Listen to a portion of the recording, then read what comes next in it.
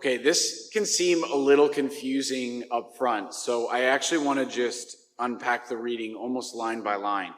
It begins with Jesus sounding like he's all over the map.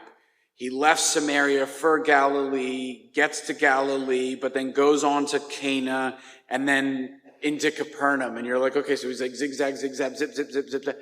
It's not that. Imagine like my hand is the Sea of Galilee.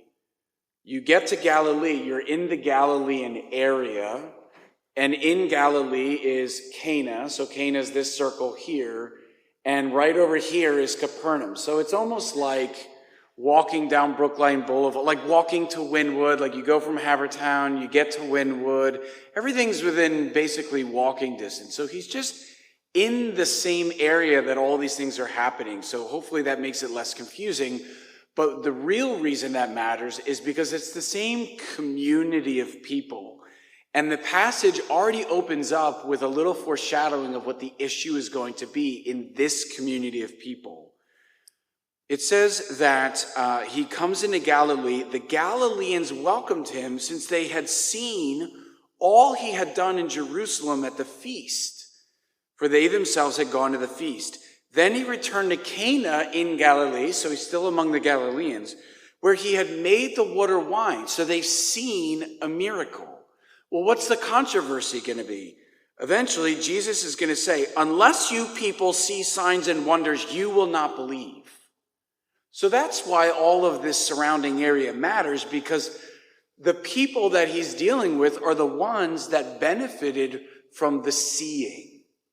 And while the seeing sparked in them enthusiasm for this figure of Jesus, that clearly was not the same enthusiasm he got in Nazareth, the problem is they're not moving past the miracle to the miracle worker. They're just hovering around the miracle. And that's a very shallow faith, if it's even faith at all, because he's saying you're really actually holding back belief.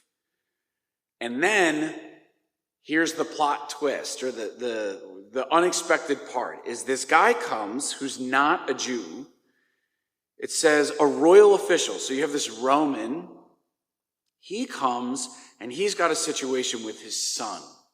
And he wants the healing. And Jesus looks out at all the people who are withholding their faith because they love the spectacle.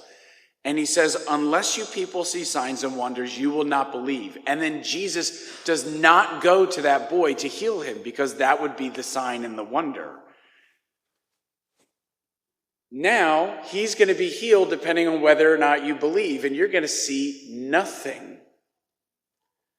And it says that this royal official, this non-Jew, the one who's least expected to be the one with faith, in the face of all the people that are supposed to be the ones with faith, believes. So it says that the man believed what Jesus said to him and left. That doesn't mean he believes in Jesus. He believes that Jesus has the power to do it. So right now he's still kind of a authoritative figure, but he's not a Messiah for this royal official. And then when the royal official eventually finds out that his son was healed before he even makes it all the way home, it ends with, he and his whole household came to believe. And that means he's come to believe in Jesus. So there's an inclination to discipleship here, but that is meant to then feed everybody else. Now, this was the second sign Jesus did when he came to Galilee and Judea. And a sign is something God does for the people to understand who he is, so that all of Galilee would now, not having seen the miracle, come to believe in the person of Jesus, not just his ability for the spectacular. Does that make sense? Am I making sense here? Okay, good. What does that mean for us? There's a lot we could say here. Number one is, even though Jesus chides them, he chides them in love because he ends up doing it anyway. So let's have that be our first takeaway. Yes, he rebukes them, but he loves them and he does the miracle regardless. The second thing is that our faith in discipleship doesn't have to begin perfectly, right? This is It starts with a spectacle. It moves into the conviction that Jesus at least has authority until it transitions into Jesus really is the Messiah. So their faith itself is meant to grow through time. So in one respect, all of us who are trying to believe, if we're beating ourselves up because we're not like Padre Pio on that level of faith, okay, like Jesus works with it. He works with it. It's okay. So what can I do today, or what could I pray for today, so that my faith can just keep moving along and we can have patience with that process?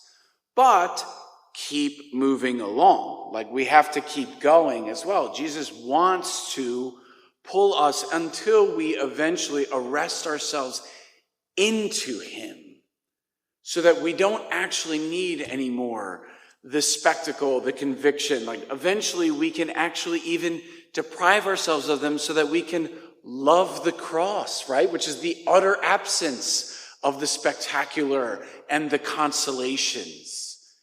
It's just pure love for God himself, because we have such faith in him that we will go to the grave knowing that he would never abandon us.